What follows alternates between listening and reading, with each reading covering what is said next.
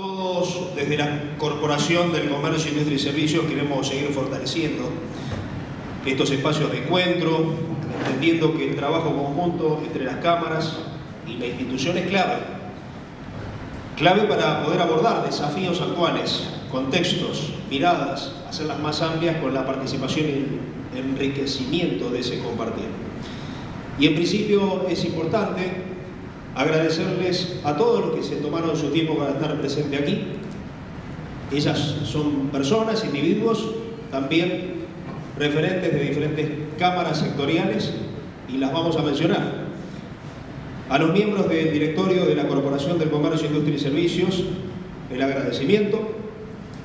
También a la Cámara de Volquetes y Áridos, a la Cámara de Lavaderos de Automotores, Cámara de la Industria del Plástico, Cámara de la Industria, Cámara de la Industria Joven, Cámara de Actividades Físicas y Deportivas, Cámara de Mujeres, Cámara de Hogares de Adultos Mayores y Geriátricos, Cámara de Alquileres Temporarios de la Provincia de Buenos Aires, a la Cámara de Proveedores de Eventos, Cámara de Desarrolladores y Planificadores Urbanos, a la Cámara de Garallistas y Estacionamientos, a la Cámara de Comerciantes, Cámara de Administradores de Propiedad Horizontal, JCI, CETAC, Asociación de Hoteles, CRAB, Cámara Inmobiliaria, Cámara de Agencias de Viajes, Cámara de Agencias de Publicidad y Cámara de Supermercadistas. Para dar inicio formal y compartir con ustedes algunas palabras y visión institucional, le damos paso a la voz de uno de los vicepresidentes de la institución, de la Corporación del Comercio, Industria y Servicios, el señor Ariel Echeto. Bueno, buenas tardes a todos, bienvenidos. Gracias por estar en el primer encuentro de empresario del año. Queremos agradecer la presencia de todos, sobre todo de los que vienen de más lejos, para apoyar el compromiso que tiene la corporación con la gremial empresarial. Es por eso que hoy hemos decidido incorporar a la jornada del día una disertación que tiene que ver con la reforma laboral recientemente aprobada, así que esperamos que les sea de mucha utilidad.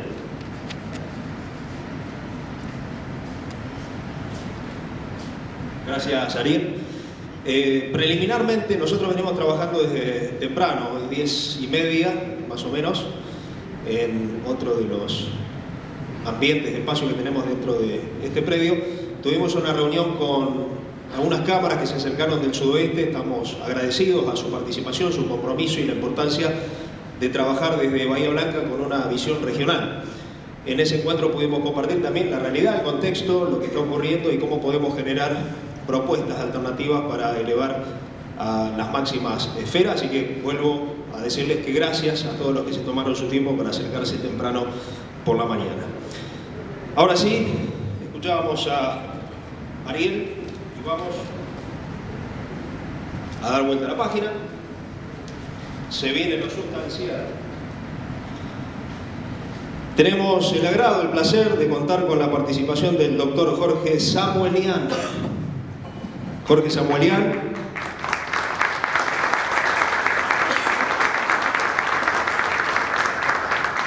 es abogado y procurador, recibido en la Universidad Nacional de Buenos Aires, es cotitular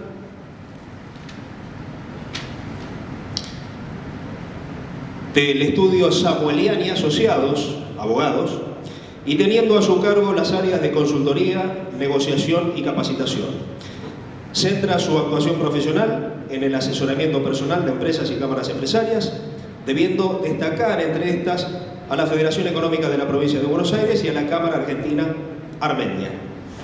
La publicación de informes dirigidos a los clientes del estudio, las instancias de conciliación del ámbito de la Secretaría de Trabajo del Ministerio de Capital Humano y en sede judicial, la atención de prueba oral y el dar humano, y en sede judicial, la atención de la prueba oral y el dar sustento técnico a la actuación del estudio ante la Corte Suprema de la Justicia de la Nación y el Tribunal Superior de Justicia de la Ciudad Autónoma de Buenos Aires. Además es protagonista desde 1993 de cursos y exposiciones sobre temática laboral y autor de notas distintas derivadas sobre temas de los cuales por ejemplo, nos va a hablar hoy, y vinculadas públicamente a través de diferentes ámbitos y la prensa. Autor del libro Análisis del régimen de indemnizaciones y de las principales disposiciones determinantes del incremento del costo laboral, publicado en mayo de 2023. En esta oportunidad nos va a estar compartiendo un análisis sobre la reforma laboral, abordando el contexto actual, las principales variables y ejes de discusión y su impacto en la actividad empresarial. Así que, sin más, le damos la palabra, estimado profesional Jorge Samuelian.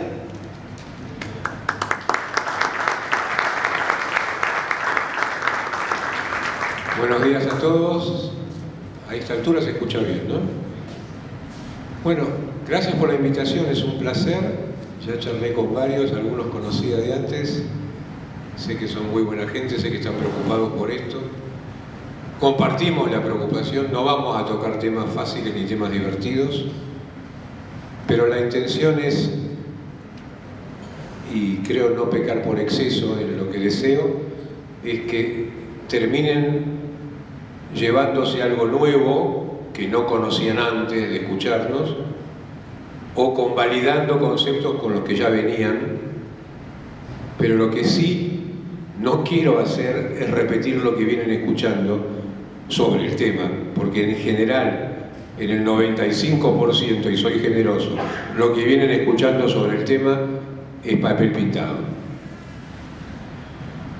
No voy a hablar en latín, no voy a leer normas, no voy a aburrirlos en lo que pueda, con un tema que per se es aburrido,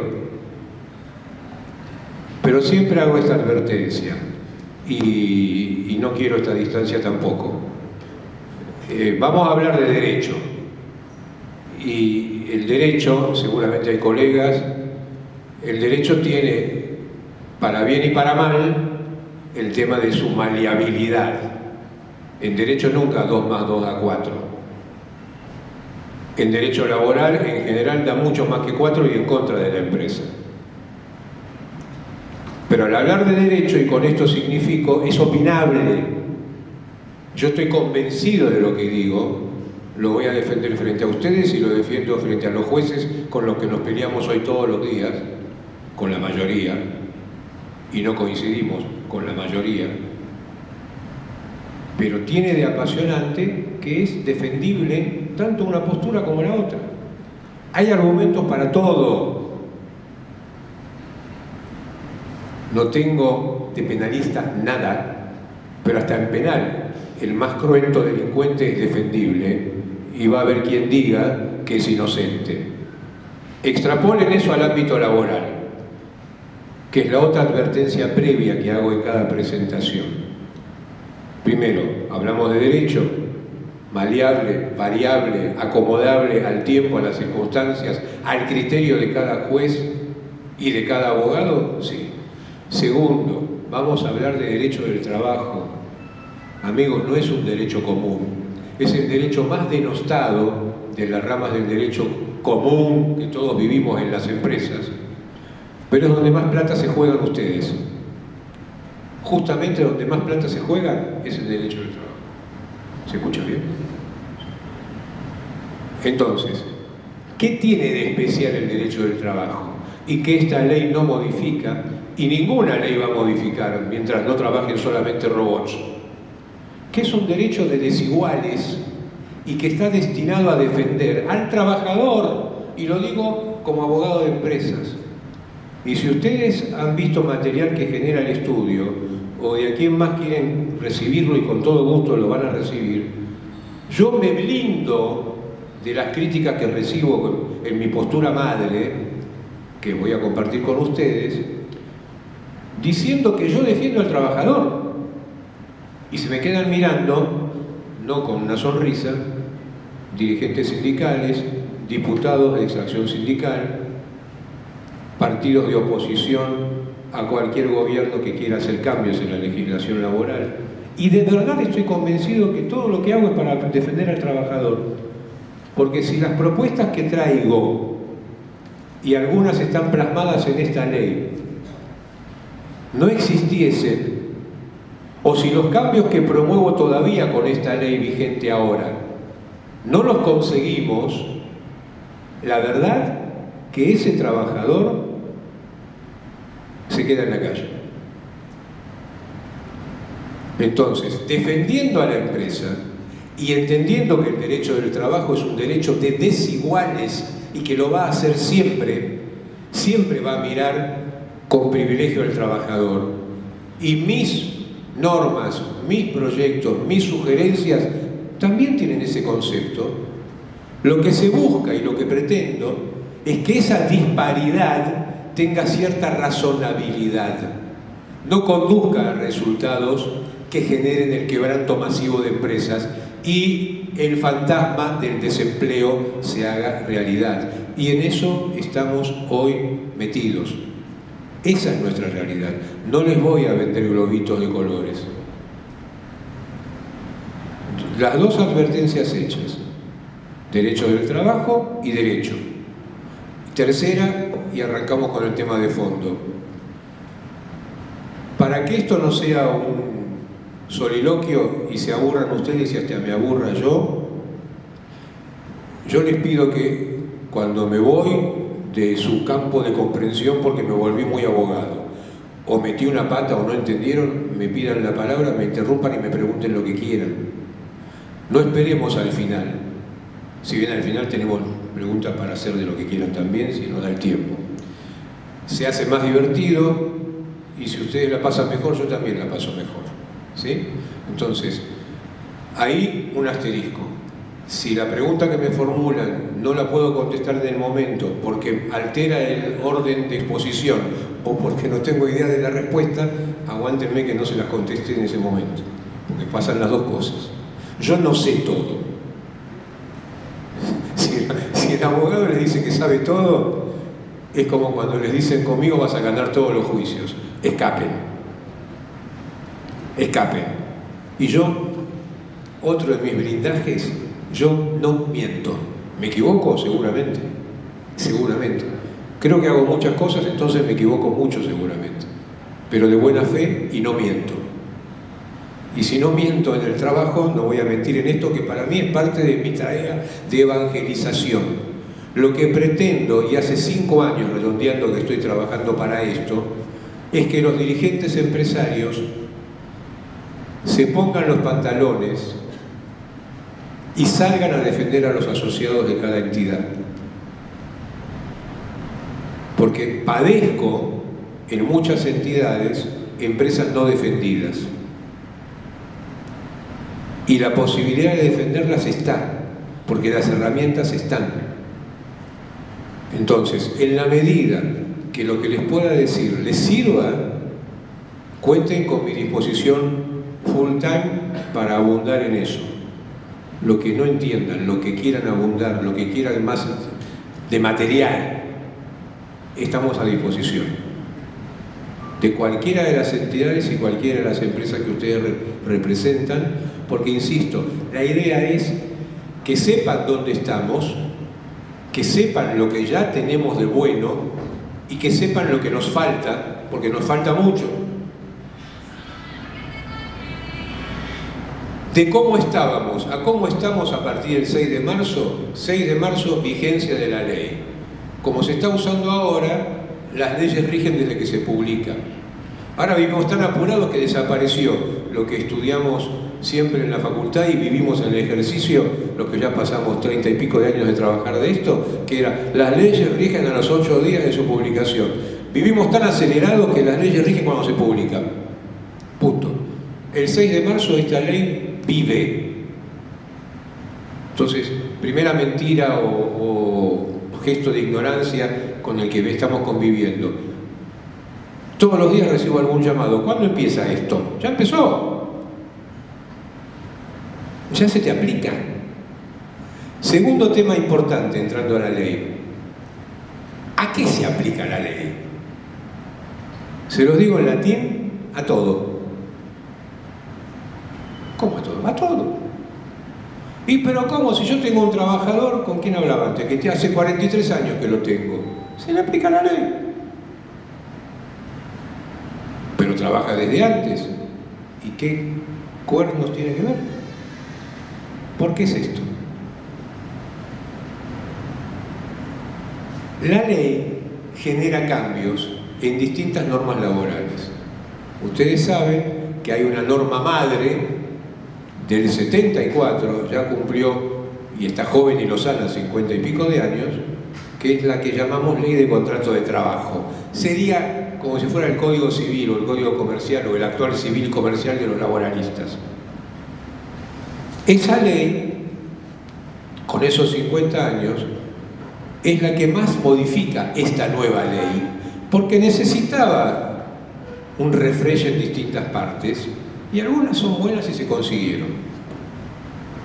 Entonces, es una nueva ley que tiene disposiciones totalmente novedosas, que cuando las quieran aplicar van a tener que referir el artículo tal de la ley 27.802, o sea, son disposiciones autónomas de esta nueva ley, pero tiene cantidad de normas que en verdad están modificando la ley de contrato de trabajo y distintas leyes laborales. Entonces, no van a abrevar en esta ley, van a ir directamente a la ley de contrato de trabajo con el texto nuevo. ¿Y por qué digo que se aplica a todos? Porque la ley se aplica cuando nace el derecho al reclamo. El derecho al reclamo se habló tanto, ya les digo que no lo voy a hablar, de las vacaciones, se habló tanto del banco de horas. Si estuviéramos solos y no filmados, lo diría también en latín. Me encanta usar el latín, lo voy a decir más sutilmente. Son sonceras. Nada que les cambie la vida. Son detallecitos. Pero se habló solamente de eso prácticamente. No me pregunten a mí por qué. Pero se habló solamente de eso prácticamente. Vacaciones, a este ejemplo sí lo traigo a colación. Si ahora se pueden fraccionar en semanas en fracciones de 7 días, y le toca las vacaciones al trabajador de tu empresa, en el mismo periodo de vacaciones que sigue estando vigente de octubre a abril, en principio, ¿por qué no se le va a aplicar? Porque trabaja desde hace 20 años. Si el derecho a las vacaciones le nace en el 2026 en vigencia de una ley desde el 6 de marzo. ¿Me van entendiendo o estoy hablando en armenio? ¿Vamos bien? El despido, el crujir de dientes. Despido a un muchacho que me cansó de faltar, que se excedió con los certificados truchos, junté todos los antecedentes y lo despido el 2 de julio para mi cumpleaños. Anoten esa fecha.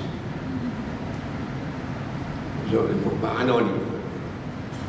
Tienen la dirección. Lo despido para mi cumpleaños.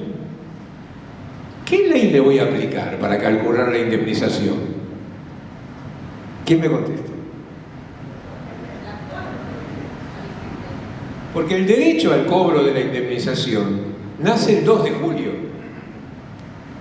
No me importa que trabaje hace 20 años. El derecho al cobro es como que quisiera aplicarle, fíjense en la locura para que se entienda, como que quisiera aplicarle la ley que regía hace 20 años. ¿Alguien lo podría sostener eso?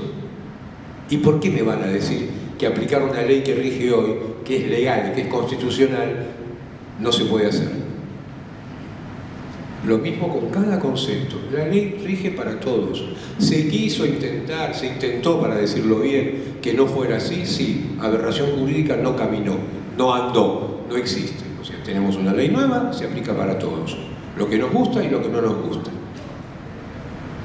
¿Cómo pensé entrar al abordaje de temas de la ley distintos a los que vienen escuchando? Primero, les confidencio cómo armé la charla. Primero dije, les voy a decir aspectos positivos en cuanto a intentar generar empleo, aspectos positivos en cuanto a la baja de costos, aspectos negativos, aspectos pendientes de resolución, y después terminé diciendo, creo que voy a ser más pedagógico si les hablo desde mí. Esto es, ¿en qué coincidimos en el estudio? ¿En qué coincido ¿Qué tiene que ver con propuestas nuestras y qué no tiene que ver? ¿En qué cumplen y en qué no cumplen con las expectativas que presentamos? ¿Por qué? Porque en esta redacción, en la mesa de redacción de la Ley de Modernización Laboral, Jorge Samuelian no estuvo. En la preparación de esa mesa de redacción sí estuve. O sea, yo colaboré de manera honoraria y confidencial con distintas entidades que estuvieron en esa mesa. Mis propuestas llegaron a esa mesa. Varias de esas propuestas están en la ley.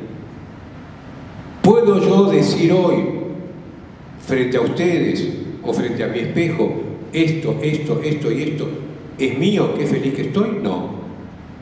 Certezas no tengo, porque las propuestas, que algunas vamos a citar ahora, seguramente coincidieron con la tuya, y salió ese mix, porque no son ideas tan originales. La mayoría, muchos bregábamos por cosas parecidas en distintas entidades empresarias. En el número de octubre de la revista Derecho del Trabajo y Seguridad Social de Editorial El Derecho, también se lo puedo hacer llegar y si quien tiene acceso lo puede ubicar directamente. Cuando se estaba discutiendo esto en el Consejo de Mayo y previo al congreso más importante de abogados del país, donde tenía que exponer sobre un proyecto propio, sobre el que nos vamos a detener por su importancia, no porque sea un proyecto mío, yo presenté 22 reformas a esta realidad laboral. De las 22, 8 o 10 están. O sea, ¿eso es bueno? Sí, bueno, obvio. ¿Cómo no voy a decir que es bueno si coincide con lo que sostengo? Hace unas semanas en un programa de La Nación Más me decían qué opinaba. Y me salió a decir, mira, de alguna de estas normas soy amigo, de otras soy el tío, de otras soy una especie de papá. ¿Cómo no voy a defender esto?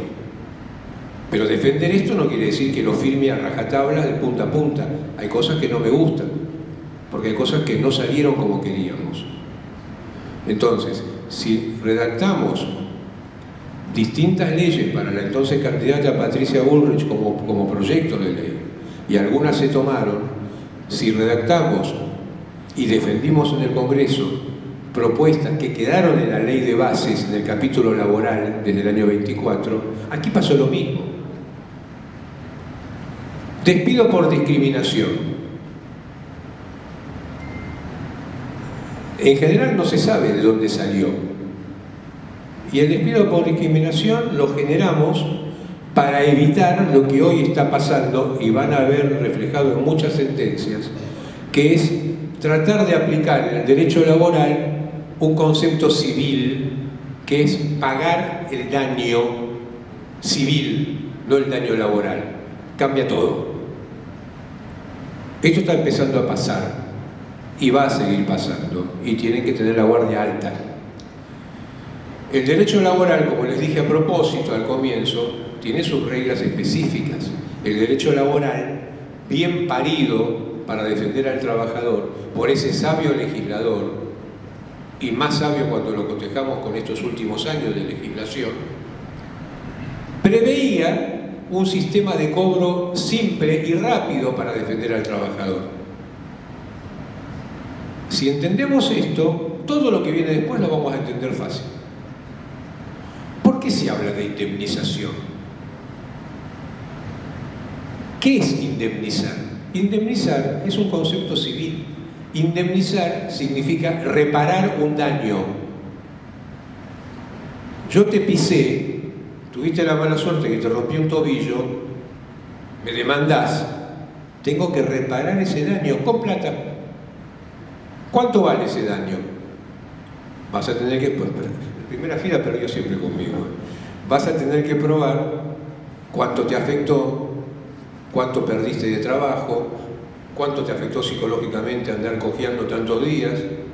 Yo tendré un juicio enorme y el juez determinará civil, en base a lo que ella prueba como sufrimiento moral. Daño moral es el dolor. Y material, perdí trabajo, ¿Cuánto le tengo que pagar? Me metí justo donde no tenía. Vamos a tu pie. Si la modelo profesional fuera mi trabajadora y yo soy Pancho Dotto, ¿me gusta más? Creo que está mejor de salud. ¿En serio? Ninguno de ellos. Si yo fuera Jorge Modelo, patrocinante de modelos, y la relación fuera laboral, ella no tiene que probar nada de cuánto sufrió. El daño, la ley laboral lo presume cuando yo genero un acto injusto, por ejemplo un despido. El despido injusto o sin causa, aunque no haya generado un daño porque no la pisé, es daño. No se discute y no lo tiene que probar. Y la segunda cosa que hoy quieren modificar, y no tenemos que permitir los laboralistas, ¿cuánto vale el daño? Si fuera el juicio civil, entramos en un sistema de prueba tortuoso, extenso, perito, psicólogo, el daño, la pérdida, el trabajo. En laboral, ese sabio legislador dijo, el daño se presume y el daño vale lo que una tarifa determina. Se tarifó. El daño vale un sueldo por año de trabajo. No discutan más. No me pidan más nada. Bueno, eso, esta ley lo ratifica de cabo a rabo. Y olvídense, con el final, de todo lo que dijeron al respecto. Ya la ley de base lo ratificó. Y se van a acordar que se había hablado en ese entonces, y mucho, de la mochila, de terminar con las indemnizaciones, ¿sí? El fondo de cese. Ahora voy a hacer una mención circunstancial, porque una me gusta, otra no tanto, a dos novedades de esta ley que suenan, digamos, un poquito bélicas. El FAL y el RIFEL, que a mí me suena rifle también. Entonces, se están intentando cositas, pero el sistema madre no se tocó. Sigue siendo el de siempre. El daño se paga y se tarifa. Cuando digo se tarifa, terminó ahí. Vamos a ver cómo se determina el sueldo, pero es un sueldo por año y no importa. Yo uso de ejemplo un abogado que eché de mi estudio. Si intento zafar de la demanda diciendo que ese abogado que eché porque me parecía un inútil cobraba 2 millones de pesos, se fue a una multinacional y cobra 12 millones de pesos, si yo intento defender mi posición diciendo mi despido no le generó un daño, es más, lo benefició, el juicio ya lo perdí. Porque no importa que esté trabajando mejor que antes, lo despedí sin causa. Entonces, eso, si ahora intento agregarle el daño moral, el sufrimiento, el dolor, estoy otra vez metiendo por la ventana en el derecho laboral el derecho civil, que como rama específica solamente está para cubrir los agujeros que dejamos y para hacer nuestra rama madre en la que abrevamos ante falta de legislación. Por eso nació el despido por discriminación laboral. Y acá sigue vigente. Cuando el despido se base en motivos de discriminación, no en otros motivos, yo discrepo con los motivos. En mi proyecto eran menos, porque ya estaban en la ley en otro artículo y me parecía menos discutible que los que se agregaron ahora, que son más. Lo que decíamos es, cuando el despido es por discriminación, y ese sí es un proyecto totalmente mío, de mi estudio,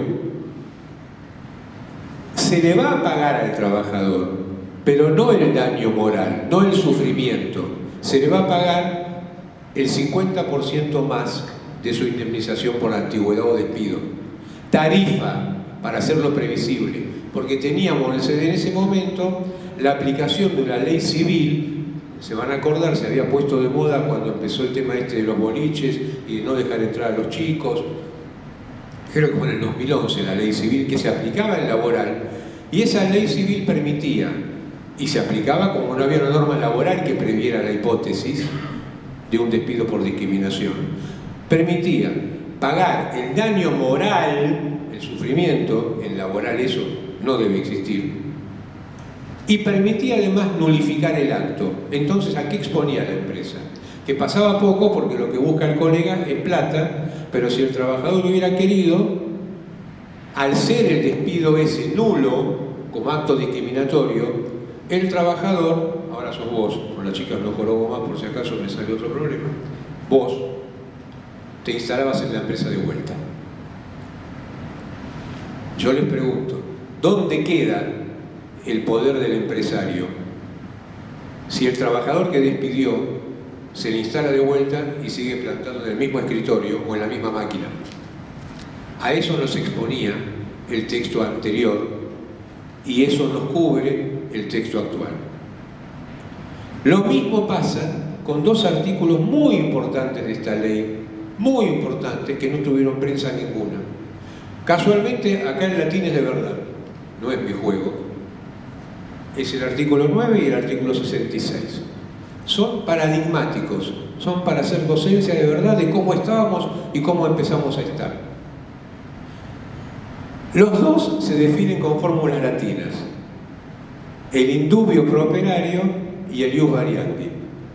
Son dos términos hermosos. Se modificaron los dos y las consecuencias van a ser muy buenas. No buenas, muy buenas. Y además, lo digo y me hago cargo, es un acto de justicia que se hayan modificado. ¿Qué quiere decir el indubio pro operario? ¿Qué quiere decir, en caso de duda, tengo que estar a favor del trabajador? En la ley que teníamos hasta el 3 de marzo, desde el año 2008, por una reforma del 2008, el alcance que tenía era: si el juez tiene dudas en qué ley aplica, en cómo interpreta la ley, no cuál ley es la ley A o la ley B. Es la ley A, pero ¿cómo la entiendo? No me queda claro. ¿Qué aplico y qué no aplico? Dudas en la interpretación. Y en el 2008 se agregó en el Congreso Nacional: si tiene dudas sobre la apreciación de la prueba, se tiene que estar a favor del trabajador. Amigos, si yo aplico eso como juez, se terminaron todos los juicios. Sentencia directa. Porque siempre tengo duda en la prueba. Es más, yo no vi del 2008 para acá que nunca se aplicara, porque es una bestialidad lo que podía llevar a terminar aplicando eso. Dudar en la prueba. ¿Y cómo no vas a dudar en la prueba? Si el testigo va a decir que el trabajador era bueno, el testigo va a decir que era pésimo y el juez tiene que dudar. Bueno, eso se murió, está fuera. Hoy, desde la ley actual, solamente se decide a favor del trabajador si la duda es sobre qué ley se le debe aplicar, ni sobre la interpretación y menos sobre la prueba que se está discutiendo en un juicio. Es fundamental, prensa cero, pero es fundamental para evitar abusos en las sentencias. Y esto, insisto, como todo lo que digo, va a favor de los dos, porque sentencias abusivas son persianas bajas y son desempleo. Y yo no busco eso, busco sentencias pagables, empresas que puedan pagar, trabajadores que cobren y los demás trabajadores que no tienen que ver con el juicio sigan trabajando. Todo está hecho para eso. Los proyectos presentados y los que están acá están hechos para eso. Y miren qué lindo el artículo 66. También es así de obvio y era así de grave donde estábamos parados. Y no por casualidad lo digo ahora, porque tiene que ver con lo del despido discriminatorio. En el 2006, otro congreso, otra modificación. La ley que decía, desde el 74. En el 76, golpe militar, se modifica la ley, en casi todos sus textos. Si ustedes ven hoy, dice Ley 2774, 2744, texto ordenado 1976. Así sale en todas las librerías a la antigua o en internet. Lo que se hizo en el 2006, en este caso, fue volver al texto que regía en el 74. Lo mismo se había hecho con el indubio. Era un texto que regía en el 74. Por un tema ideológico, se volvía al texto que se había cambiado en el 76. En los dos casos fue igual. Hoy desapareció ese texto. ¿Y qué implicaba? Si yo, empleador, fijo las condiciones de trabajo, nadie puede dudar que las condiciones de trabajo las debe fijar el dueño de la empresa. Creo, ¿no? Bueno, yo fijo la ley lo dice, las condiciones de trabajo las fija el empleador. Si las modifica, la empresa es una realidad viva. Más venta, menos venta, cierro locales, abro locales. Se enfermó, la reemplazo. No es una cosa estática, no es una foto, es una película. Entonces, si yo, empleador, tengo que modificar las condiciones de trabajo de los 4 muchachos que tengo en el local, puedo hacerlo en tanto, dice la ley, lo decía y lo dice, no modifique condiciones esenciales y no cause perjuicio. Perfecto.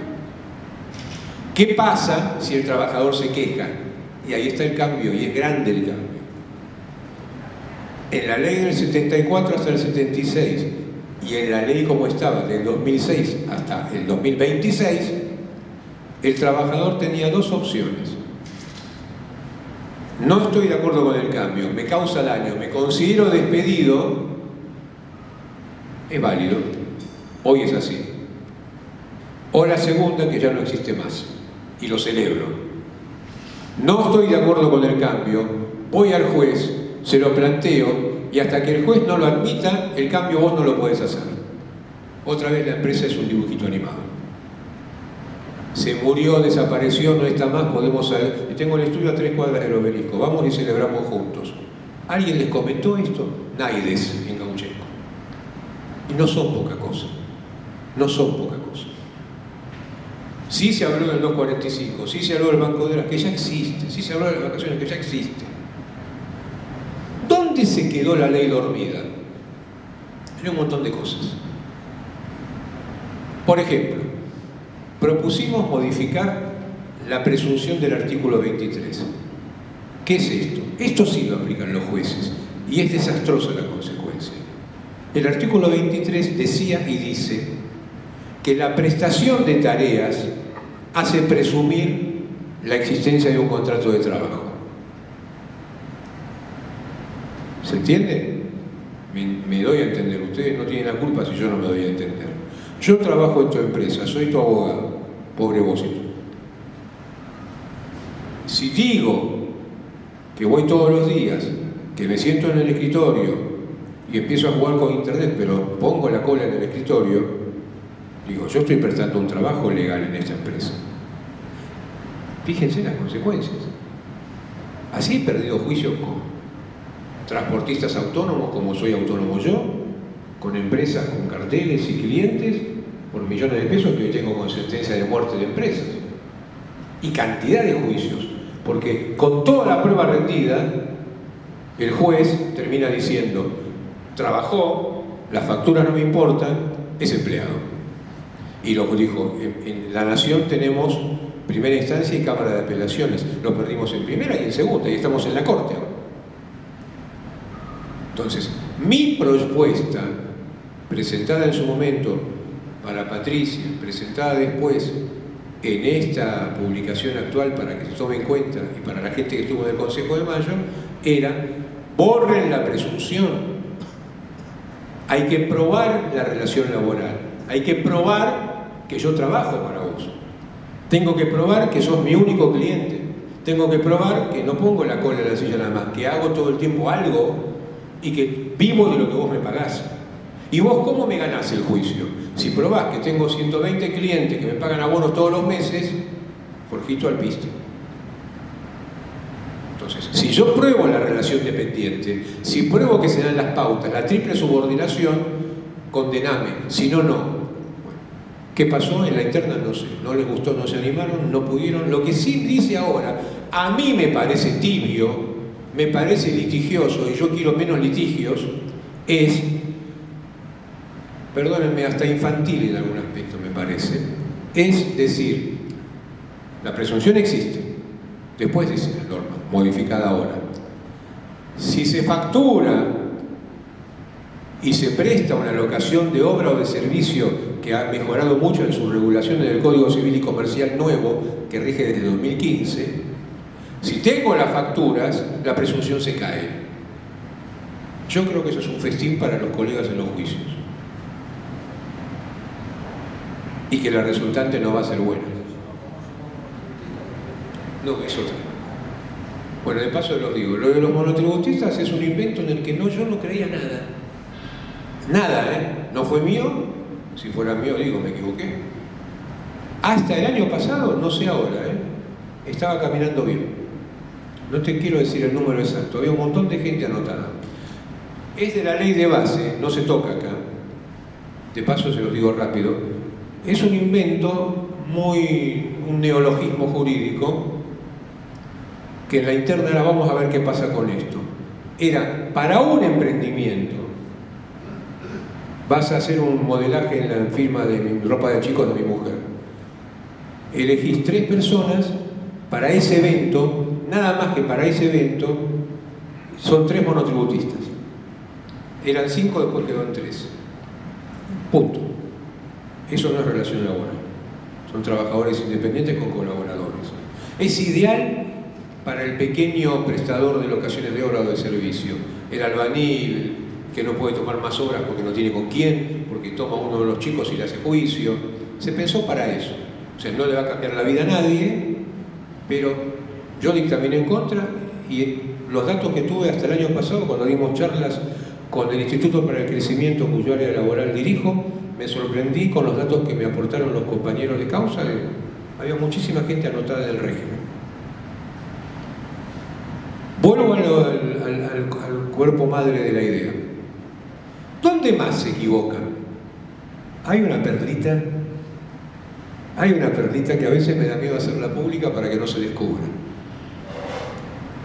Ustedes saben que en el gobierno anterior, en medio de la pandemia y la pospandemia, por un decreto, no un DNU, por un decreto, potestad del Poder Ejecutivo, se reglamentó un artículo de la ley que tenía 48 años el muerto que parla.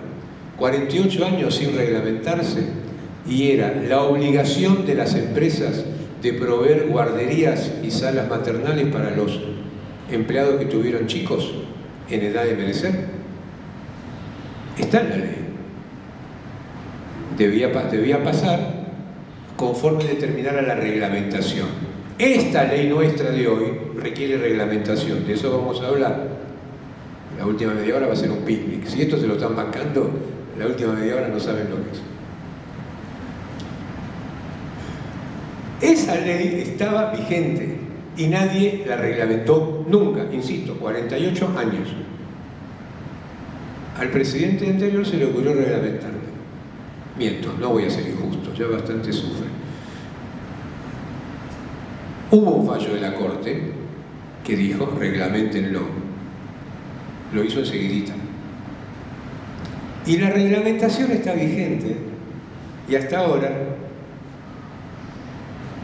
rezo por ello, que siga así. Hasta ahora no lo vi plasmado en ninguna demanda. Había que determinar cómo se instrumentaba esto, qué tipo de empresa tenía la obligación de tener guardería. Nosotros somos la empresa Pedrito. ¿Cuánto venimos a hacer hoy? Llegamos a 100, estamos obligados. Dije obligados, no dije otra cosa, obligados. 100 trabajadores, ya la empresa con 100 trabajadores tiene que tener guardería. Piensen en la práctica lo que implica eso. Hoy, porque no estamos viviendo Disney, o yo vivo en otro país, no sé. Hoy, 2022, 3, 4, 5, 6. Guardería dentro de la empresa. Se pueden arreglar con otra empresa vecina y tenerla en la zona también, no es tan malo esto. ¿Qué pasa si no tenemos la guardería? Decime. Esto que comentabas recién de los 100 empleados, ¿es en un mismo lugar físico o es una empresa que tiene 5 sucursales? 5 sucursales, 8 sucursales, 10 sucursales, 100 sucursales con un empleado cada uno. ¿Y cada sucursal es así? No importa cuánto, no importa tu distribución. Pedrito Sociedad Anónima tiene 100 empleados, está obligado. Tiene 99, no. Parece que lo que está preguntando es dónde tiene que estar la guardería. No, eso es un despelote. Es un lío. Pero si tenés 100 empleados... Distribuidos y no sé, nadie lo pensó.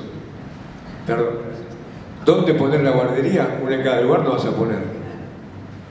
Está bueno ese argumento me gustó. Ya te ganaste. Hasta ahora, este es el mejor alumno.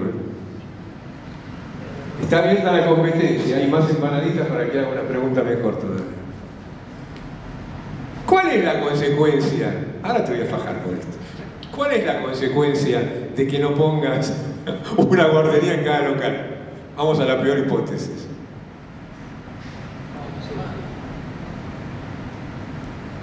Pagar. ¿Cuánto tenés que pagar? ¿Cuánto te puede pedir el empleado que se avivó? El convenio colectivo tiene que decir cuánto. Con un mínimo. No le podés pagar por no darle guardería menos del 40% del sueldo del doméstico o cuidador de personas. Más o menos hoy, 180.000 pesos. Creo que da 179.000 y pico de pesos. No estoy tomando... Tomé Coca-Cola y agua, no me he visto. Y la segunda consecuencia. Hay una ley que es importante citar por el tema de las multas que existe, que es la ley del Pacto Federal, la que sanciona los incumplimientos del empleador en el ámbito del Ministerio de Trabajo o Secretaría de Trabajo. Y se aplica en todo el país, además. Esa ley establece infracciones laborales leves, graves y muy graves, con distintas tarifas para pagar como multa. Esas sí son multas, porque van al Estado, no van al bolsillo del trabajador y su abogado. Esos son multas. Si no cumplís con tus 100 empleados o los empleados que superen dentro de los 100 que necesiten guardería, se te puede multar como infracción muy grave, no leve o grave, muy grave, las peores, como tener que estar negro, las más duras. ¿Con cuánto? Del 50% al 5.000% del salario mínimo por cada trabajador. Te pueden meter una multa, para volver a hablar en latín, de 180.000 pesos del 50%, 170 y pico, es 350 el mínimo ahora, más o menos, a 7 millones de pesos. Esa disposición no la leyó nadie, está vigente, no se derogó. Hacía falta solamente en la ley de bases o en la ley actual, en todas las derogaciones que se hicieron con mucho placer y están bien paridas, acordarse de esto y derogarlo. No lo derogaron. Tampoco derogaron las leyes que modificaron el ius variante y el indubio. Es técnica legislativa. Si yo genero una nueva figura y hay una ley anterior que la había cambiado, ¿es vos o vos? No pueden coexistir las dos. Yo hago tu ley y la ley de él la mato. Están vivas. Eso es horrores de técnica legislativa. Horrores de técnica legislativa.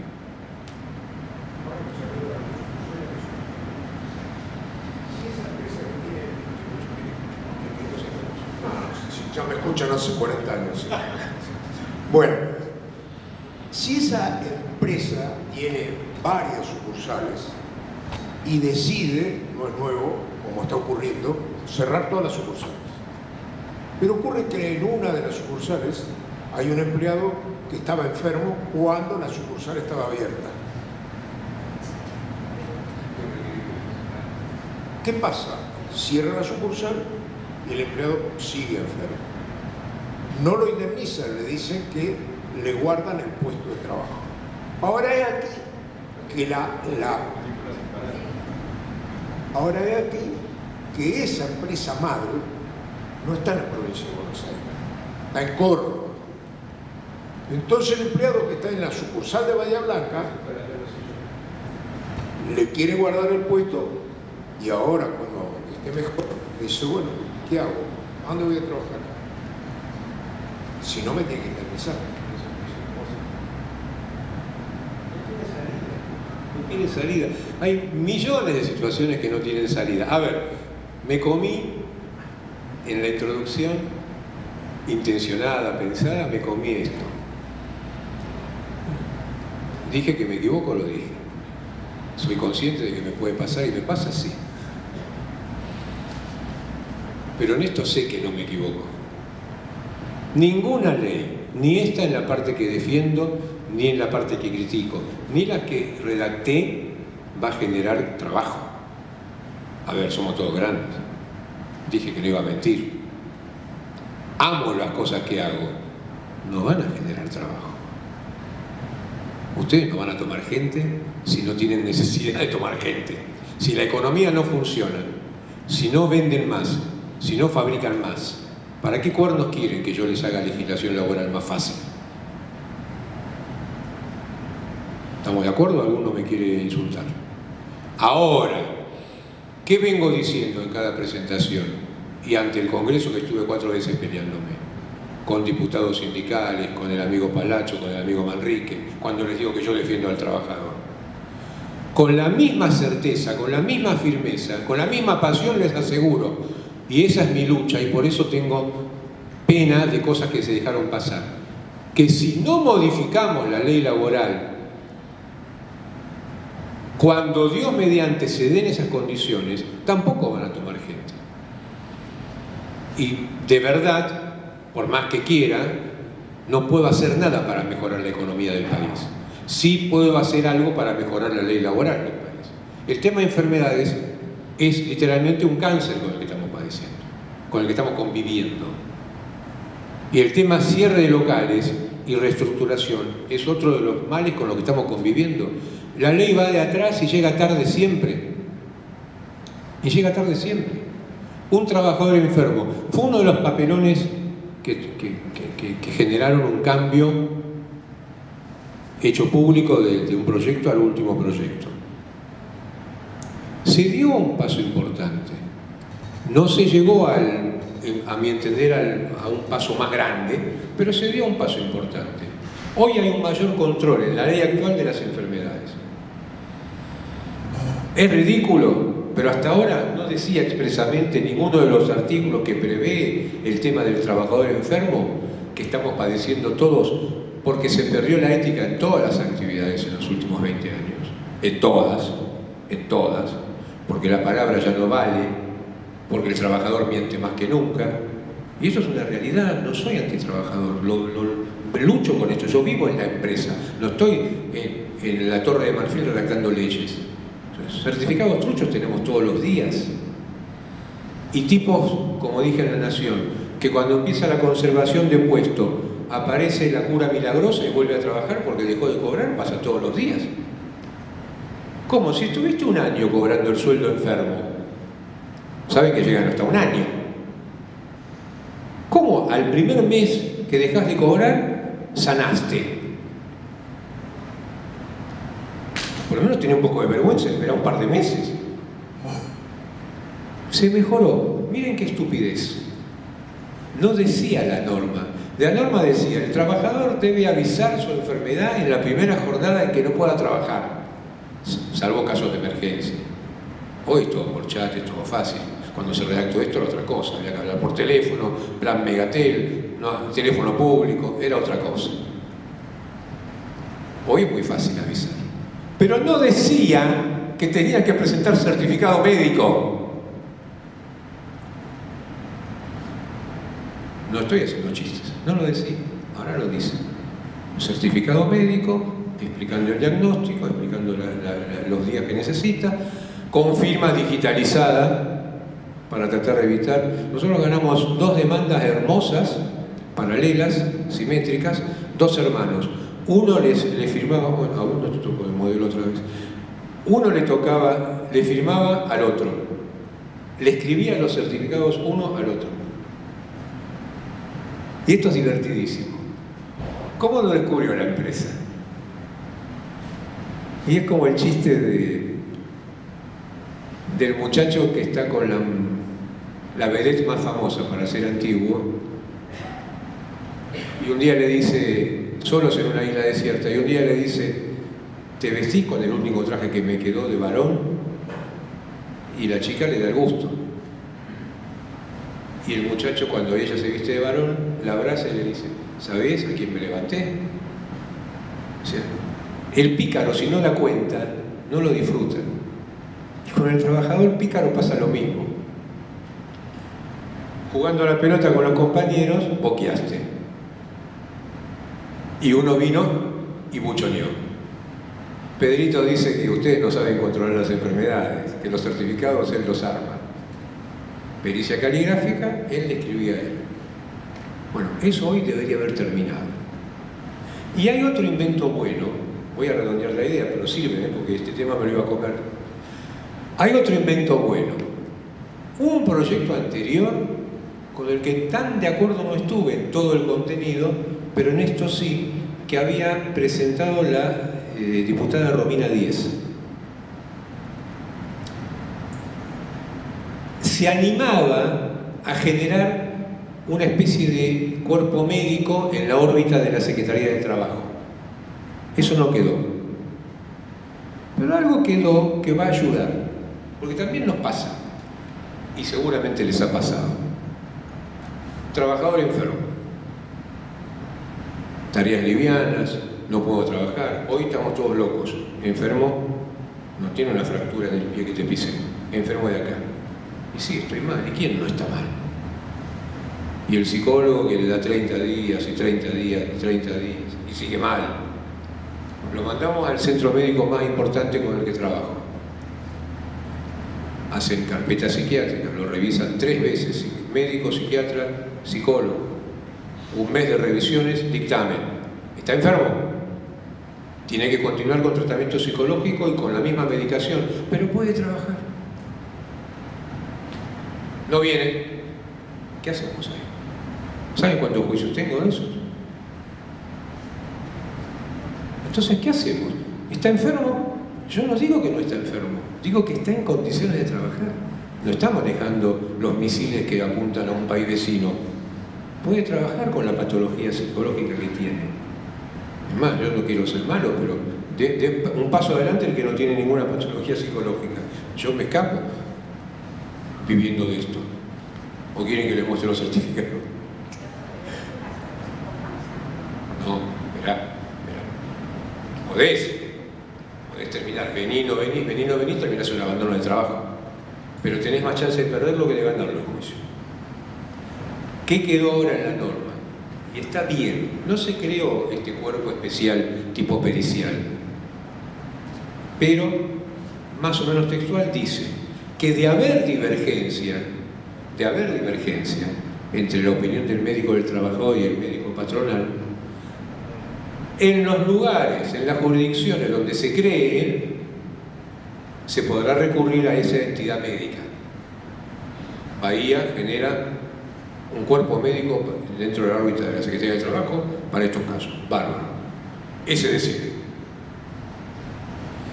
Y como no lo hay, sigue diciendo, cuando no lo haya, se podrá buscar la opinión de una entidad pública o privada reconocida. O sea, lo que muchos recomendábamos cuando venía ese dimes y diretes era, bueno, vamos a otro centro médico.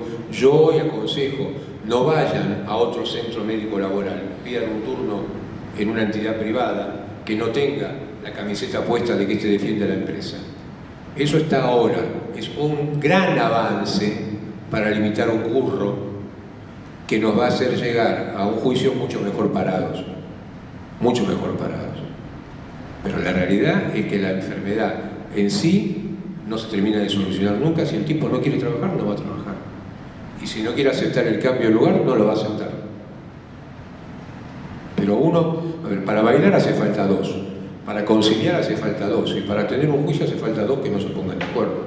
Vos no podés resolver por el otro. Si el tipo ya se entusiasmó con que tiene derecho a lo que le voy a contar ahora para que dejen de estar felices, no va a trabajar más y se va a subir a la moto del juicio. ¿Cuál es el tema con el que quiero cerrar la parte formal de la charla? Es el que les anticipaba como proyecto propio. Ya no es discutir, bueno, un aviso parroquial hay que hacer, ya no es discutir cuántos rubros van en una condena judicial. En principio, y más no se puede hacer, eso ya se limpió, se separó la paja del trigo. En principio, lo digo intencional, más no se puede hacer, lo digo intencional. ¿Por qué? Hasta la ley de bases, hasta el 9 de julio del 24, lo digo rápido, después si quieren se los paso, por la vigencia de 3 leyes, 3, del 91, fines del 91 y 2 del 2000, fíjense los años que se aplicaron hasta el 24, si un trabajador, yo voy a usar siempre el ejemplo de un trabajador que trabajó 10 años y terminó despedido o autodespedido. Si un trabajador alegaba que cobraba en negro, cosa que no miro a ninguno, pasa casi siempre, algún pesito más cobra en negro, y no miro a ninguno, pasa muchas veces que están totalmente en negro. Porque esa mala legislación con la que venimos conviviendo y todavía convivimos, lleva al empresario pyme al peor de los errores, que es pensando que zafa de esa legislación, tiene la gente en negro.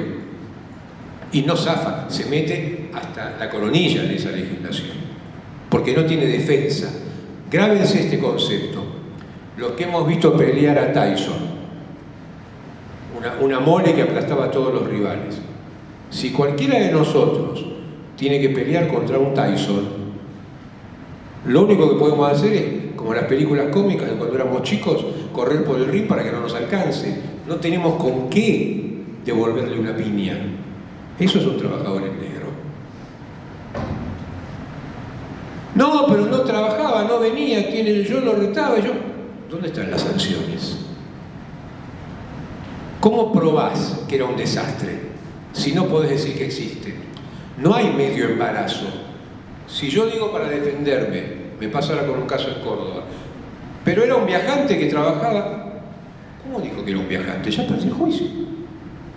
Si en las cartas dijiste, no te conozco, no sé quién sos, no sé quién sos, lejos de mí, ¿cómo vas a decir que eras, otra vez ustedes, no la chica, que eras un desastre trabajando?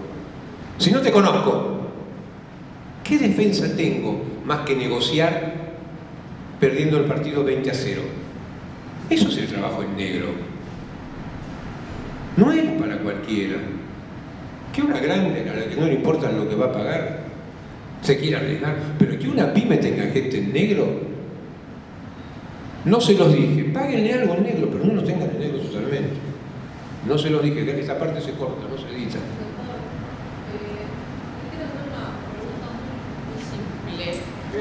Alguien de dentro del gobierno me dijo que esta ley iba a servir para que...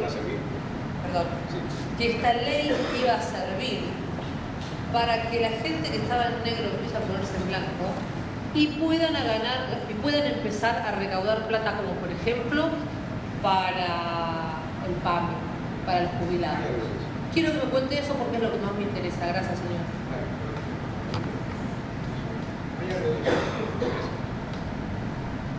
¿Vieron que les dije antes que había siglas divertidas, milicoides, como el FAL y el RIGEL?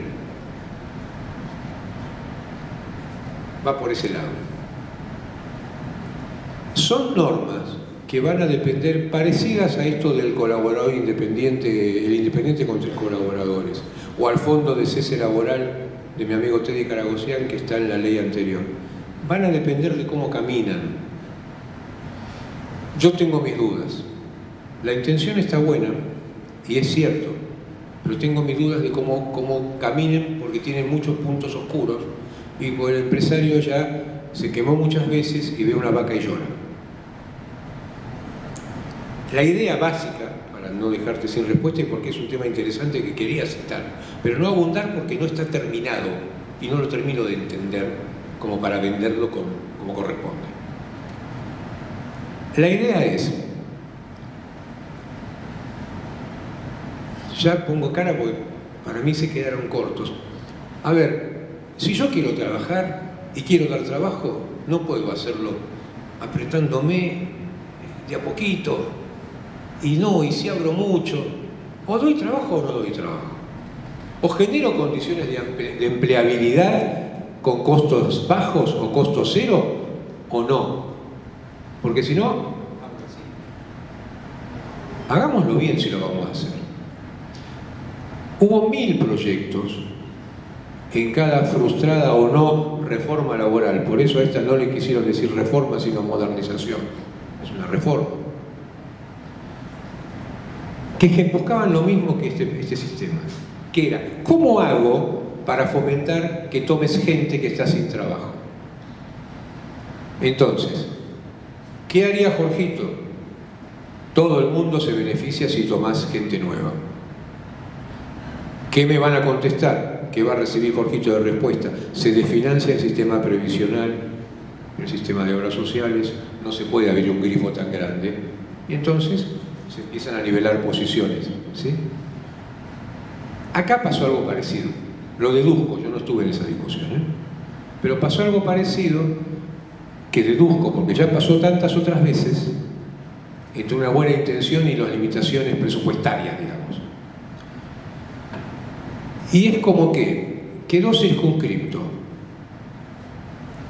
Díganme por qué, no tengo la menor idea, eligieron el 10 de diciembre del 25, el 10 de diciembre. Pues el 10 de diciembre ganó Alfonsín las elecciones. No sé por qué el 10 de diciembre. Toda empresa nacida desde el 10 de diciembre puede tomar gente con estos beneficios. Y dicen, hasta el 80% del personal. Y después la reglamentación dirá cuántos. ¿No? Porque las empresas del 10 de diciembre, no desde el 1 de enero o desde no sé cuándo, o desde la vigencia de esta ley. 10 de diciembre. Y los trabajadores que al 10 de diciembre, y hace una cita que te digo de memoria para ir a la computadora y no demorarnos. Creo que es así. Los trabajadores que provengan del sector público desempleados. Pienso, está bien. Gente que está quedándose sin trabajo en el Estado, parte de lo que el gobierno alega, contrata a esa gente. Son beneficiados. Y después, no está bien redactado, no está claro, por eso me gusta que se reglamente. Creo que lo van a decir. Habla de trabajadores que en los últimos 6 meses no tuvieran trabajo en blanco. Está bien, 6 meses, 3 meses, 1 año, eligieron 6 meses. A esos también los beneficias si los tomás. Y al comienzo habla de trabajadores que no tuvieran trabajo en blanco y no dice la fecha, así que no entiendo el primer inciso y el segundo a quiénes meten en el sistema.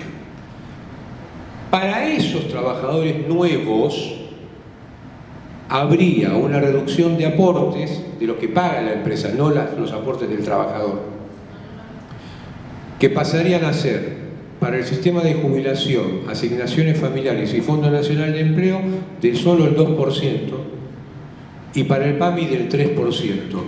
No dice nada de obra social, eso está... Entonces, eso sería un ahorro importante para nuevos trabajadores, pero requiere reglamentación. No es mentira, está en la ley. Confuso, pero está. Bien rumbeado, lo aplaudo.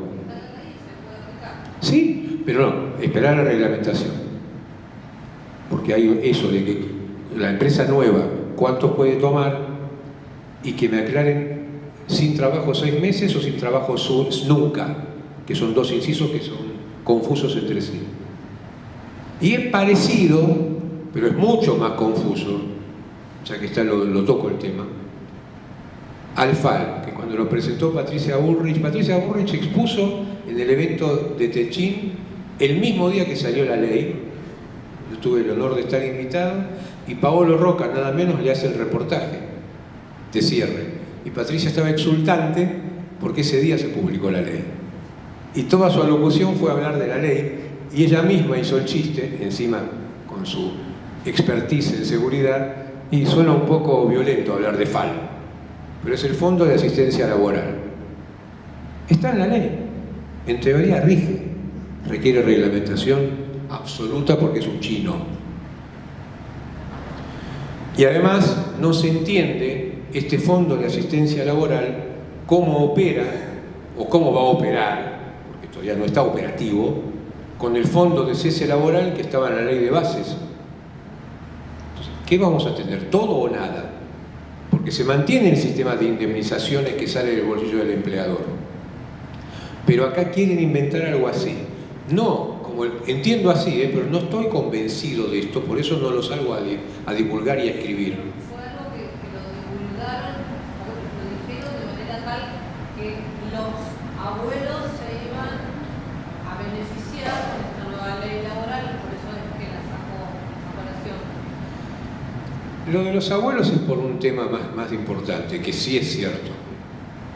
El sistema previsional está quebrado, está desfinanciado. Yo no soy previsionalista ni lo quiero ser, pero está quebrado como una empresa quebrada. Y las jubilaciones nunca van a ser buenas si no pone plata al Estado, mientras no haya 12 millones de trabajadores aportantes. Uy, qué linda perlita me dejas. Ustedes piensen si no hicimos las cosas mal, los abogados, los jueces y los legisladores. Más ellos que nosotros si somos culpables de esto. No, en la generación de las leyes, en la generación y en la aplicación, el abogado lo que hace es aprovechar las herramientas que tiene. Entonces, de buena o mala fe, está bien.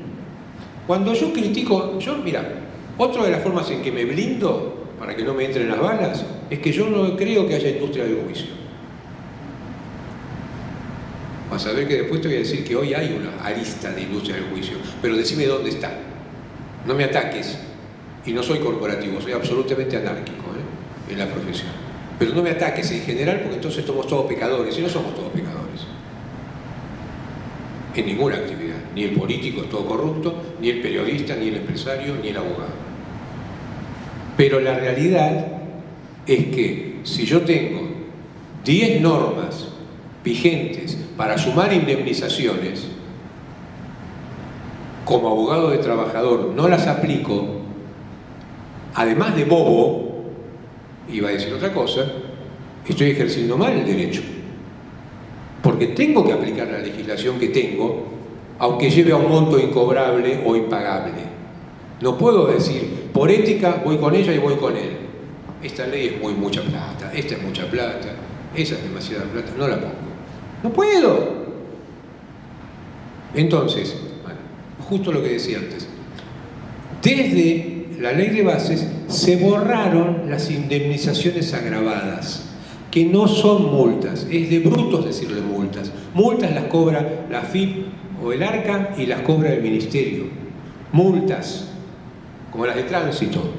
Si es plata que cobro yo como abogado y cobra mi cliente trabajador, eso no es una multa, es una indemnización especial. Una indemnización que supera la de 10 sueldos por 10 años de trabajo y 2 por preaviso. O sea, hablemos en técnicamente bien. No es lo mismo un gato que un perro. Y son parecidos, sí, pero no son lo mismo. Entonces, cuando les decía al comienzo, hoy ya se limpió y debería no discutirse más, porque las indemnizaciones agravadas se derogaron y ahora me las quieren hacer entrar por la ventana como daño moral, otra vez el Código Civil, como les dije antes. Habrá que pelearlo, eso es trabajo nuestro. El tema es que la realidad nos muestra que hicimos todo mal, porque depende cuál sea el economista que les dé el dato, te dicen, hace 15, o hace 16, o hace 14 años que tenemos vergonzantes 6.200.000 trabajadores en blanco.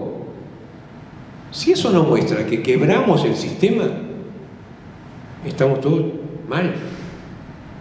O sea, la población crece el trabajo en negro, las empresas mal que mal están viviendo y los trabajadores no crecen. ¿Qué pasó en el medio? Y el aporte con el que se pagan las jubilaciones de verdad surge de esos 6 millones de trabajadores míseros, además con sueldos bajos.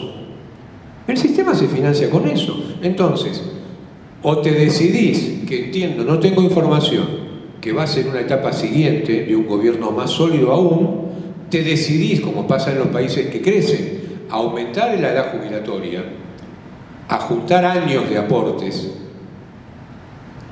o volvés a la maquinita, porque no hay forma que los jubilados ganen bien. Cuando te dicen, con esto los jubilados van a ganar bien, es bien, pero es un ardid decirlo así, porque van a ganar bien cuando haya mucha más gente en blanco. Entonces, si todos queremos que haya gente en blanco, esto, lo que está haciendo la ley es lo que yo aplaudo de bien, y lo que está haciendo de mal es lo que voy a decirte ahora. Toda la ley está destinada a que haya más gente en blanco. Por eso la aplaudo, por eso dije, y en cada reunión lo digo, comparto los principios de la ley y colaboré con ella con cada proyecto que presenté para cada uno que estuvo ahí. La idea es generar trabajo, es lo que dije antes, sacar los obstáculos que la ley tiene para que vos tomes gente, vos tomes gente, vos tomes gente. Eso es lo que busca la ley. En ese camino hace cambios muy positivos. Les dije, evita litigiosidad con el tema de que se variandi, con la modificación del indubio propietario, limita esto de la presunción con la prueba de las facturas, mejora un poco el tema de las vacaciones, tiene 20, 30 cosas piolas para que te dé menos miedo tomar gente. Te aclara bien cómo se computa el sueldo para indemnizar los 10 años de antigüedad, que se aplica a pocos casos, pero está bien aclararlo, no le cambia la vida a nadie, pero está bien aclararlo, porque todo lo que hagas vos para que haya menos campo de inventiva de los abogados y margen de acción ideológico de los jueces es positivo. La ley para eso está buena, le falta, pero es positiva, va para ese lado. Todo lo que hace es para simplificar el mecanismo y tiene estos mecanismos para favorecer que se tome más gente, que requiere reglamentación. Entonces, si todo eso funciona, como dije antes, por eso lo dije en ese orden, una vez que la economía te permite necesitar tomar gente, si además no tenés miedo que esa gente que tomes te haga un juicio y se lleve la empresa encima y vos te quedes mirándolo y bajando la persiana, vas a tomar gente. Tenés que hacer las dos cosas, mejorar la condición económica, nos excede a nosotros, y mejorar la legislación laboral, nuestra obligación. Entonces, por eso va a cambiar todo cuando la ley funcione, si la economía funciona antes. Pero cuando la ley funcione con cambios que le faltan. ¿Ya hoy suma? Sí. ¿Hay un 90% de la tarea hecha? ¿Un 70%? Sí. Falta mucho.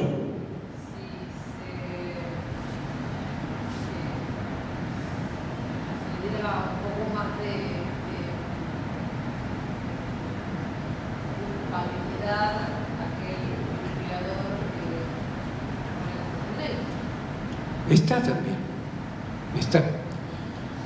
Tampoco tuvo prensa. ¿Cuál es nuestra explicación cuando nos dicen, y ustedes que sacaron las multas, hablando de las indemnizaciones agravadas por trabajo en negro, ahora por eso les pedimos el daño moral del Código Civil? Eso es justificar el pecado, no tiene sentido, no es un argumento válido. Las indemnizaciones se sacaron porque después de 30 y pico de años mostraron que no servían para que ese dedo acusador, ponía a la gente en blanco o vas a pagar tanto más, hiciera que la gente no estuviera en negro.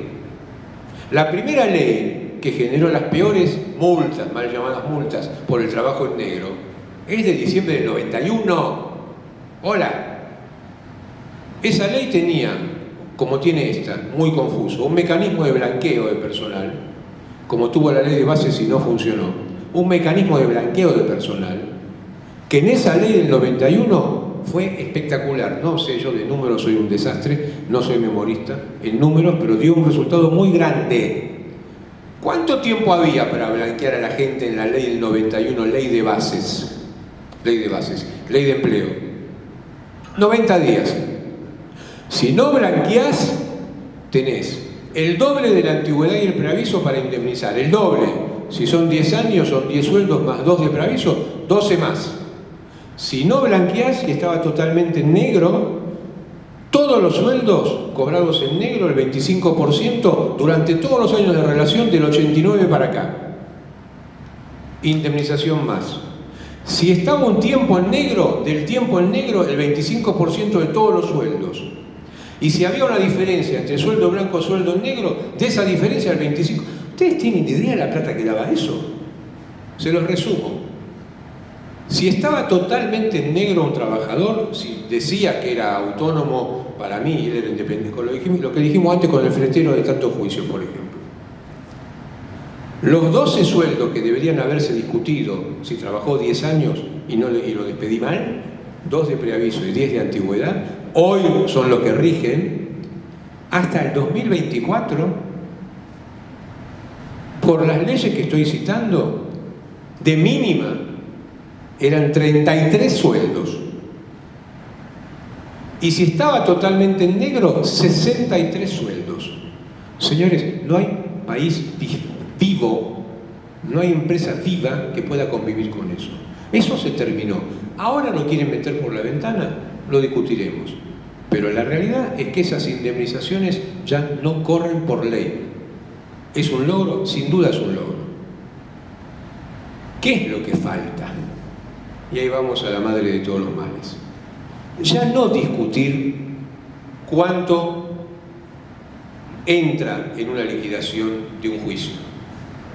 Ya sabemos que es antigüedad, preaviso, liquidación final, un plus por despido por discriminación podría ser.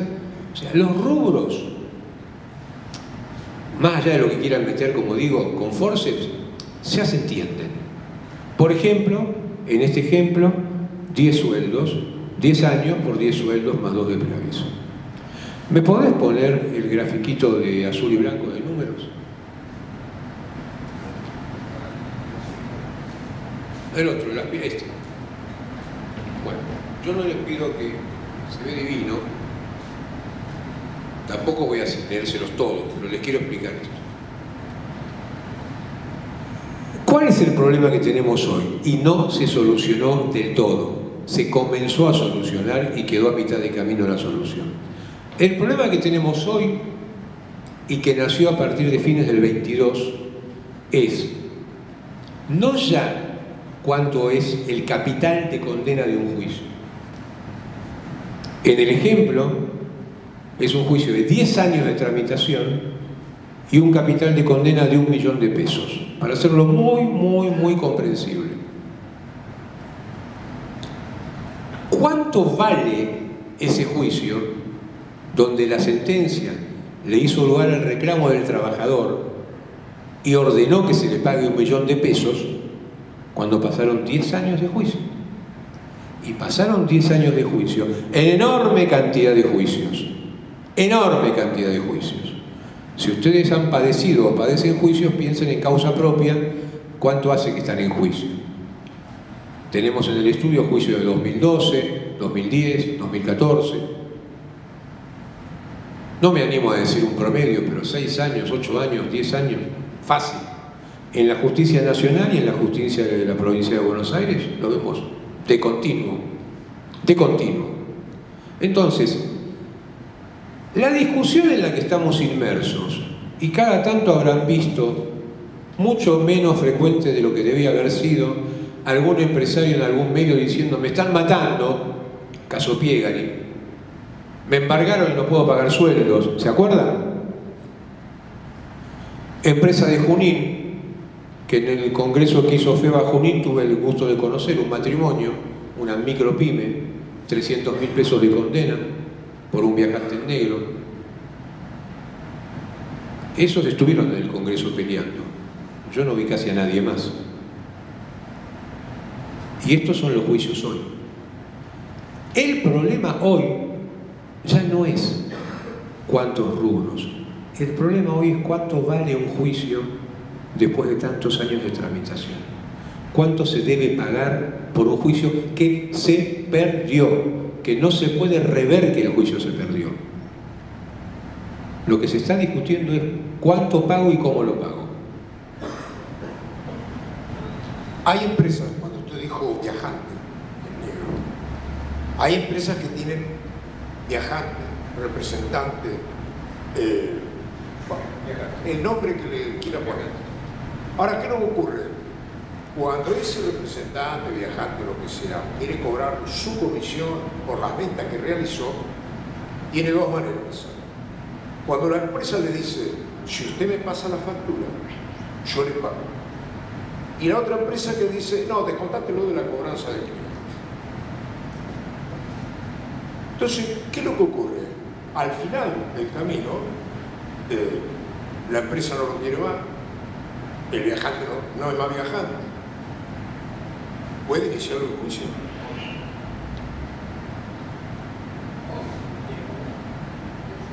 Pero no ahora. El estatuto del viajante se deroga, no me pregunten por qué, a partir del 1 de enero en vez de ahora. Tampoco sé por qué una dilación en la derogación. No desaparece el viajante, desaparece la ley especial del periodista, del viajante. El convenio colectivo sigue, el trabajo sigue. Pero ¿qué es un juicio perdido? Es un juicio perdido. A ver, es para contestar la pregunta, aunque nos vamos un poco del foco, pero a muchos les va a interesar. La diferenciación es muy simple.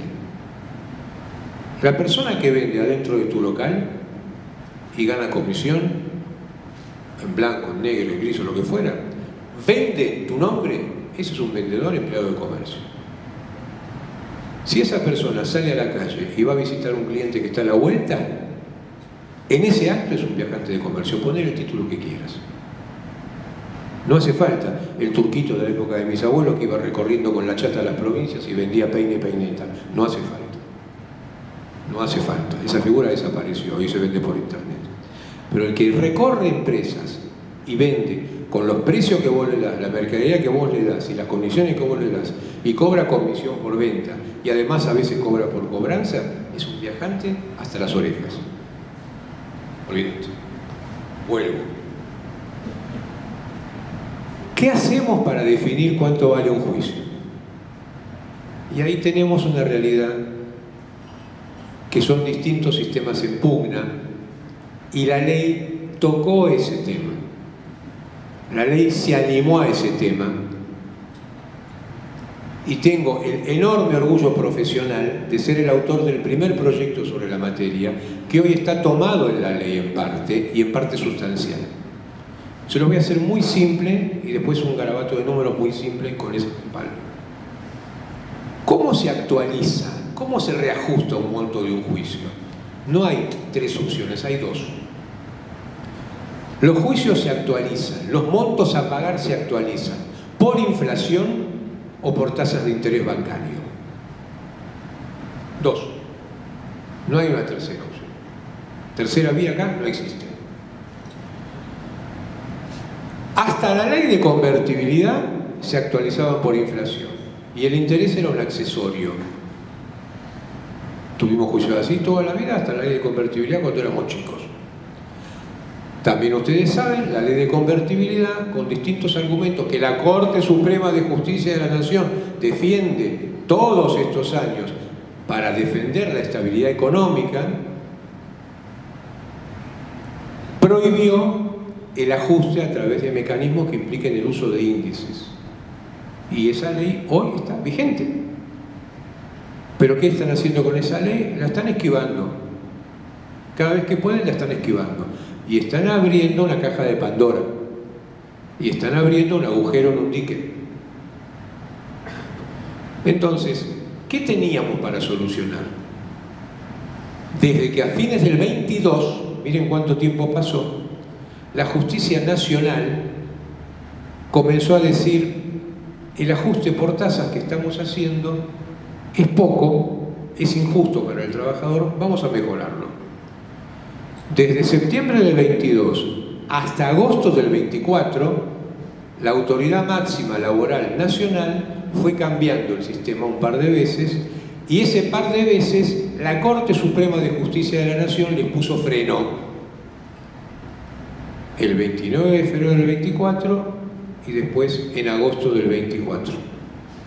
Los dos sistemas, que si ustedes ven en el cuadro, generaba que un juicio de 1 millón de pesos pasaba en 10 años a más de 226 millones y en el otro sistema a más de 148 millones, con el sistema que la Corte Suprema de Justicia de la Nación avala y defiende cada vez que emite un fallo en materia de este tema laboral, ronda los 11 millones de pesos. Esa es la diferencia entre la vida y la muerte de una empresa. Estamos hablando de incrementos de millones contra incrementos de decenas de millones. ¿Se me entendió hasta acá? Eso incluye la multiplicación. Todo. ¿Qué tenemos ahora? ¿Qué tenemos ahora? En julio del 24, la diputada nacional Verónica Razzini, que presentó el proyecto de modernización que generó el capítulo laboral de la Ley de Bases, me pide un proyecto de ley sobre la materia. Por eso igual que el despido por discriminación, este proyecto, pero por escrito, es mi proyecto. Y lo digo con honra, porque estoy convencido que soluciona el tema, o hubiera solucionado el tema de ser plasmado íntegramente. Se ingresa al Congreso, se debate en el Congreso, julio del 24, noviembre del 24 y mayo del 25, el proyecto tiene... ¿Podés mostrar la hoja que dice dictamen? El proyecto tiene aprobación en 2 comisiones de diputados. Este es un dictamen de diputados. ¿Qué pasó en ese momento? Ese proyecto se negoció como corresponde. Ahí están los representantes del pueblo. Y nos encontramos con 2 posiciones. Nos encontramos con legisladores que querían, coincidiendo con la opinión ya en ese momento de la mayoría de los jueces de la Cámara Nacional de Apelaciones del Trabajo, cambiando los sistemas anteriores que la Corte había impedido. Uno era, muy rápido, uno era capitalizar intereses todos los años, el anatocismo. ¿Cuánto sumó de intereses? Lo sumo. Otra vez intereses, lo sumo. Otra vez intereses, lo sumo. Cuando la Corte dijo eso no, dijeron los jueces de Cámara, apliquemos el SER, que es un coeficiente que también tiene un componente inflacionario. Cuando la Corte dijo que no, desde agosto, recién desde agosto del 24, los jueces de la máxima autoridad y en provincias copiaron ese sistema porque aplicaban una ridícula, bajísima, nunca la defendí, tasa pasiva Banco Provincia contra la tasa activa Banco Nación que aplicábamos en Capital. Los jueces se animaron a empezar a aplicar inflación. Desde agosto del 24 hasta hoy, los jueces en la Cámara, hasta el año pasado, de las 10 salas, 9. Y en los juzgados, digamos, más de la mitad lejos, aplicaba inflación. En este proyecto se dio la misma discusión. Estaba nuestra idea, que era básicamente seguir actualizando por tasas, haciendo ley lo que decía la Corte, y había anticipado en mi libro del 23, que era que no se podía capitalizar intereses, que había que tomar la tasa activa porque no había quien lo pagase. Recuerdo que en el 23 el millón de pesos en 10 años me daba 50, no 228 como daba después. Entonces, sin cansarnos, viendo la jurisprudencia, viendo la legislación, no era difícil en el proyecto de ley que aporté en ese libro decir no se puede aplicar esto, hay que sostener lo que dice la Corte.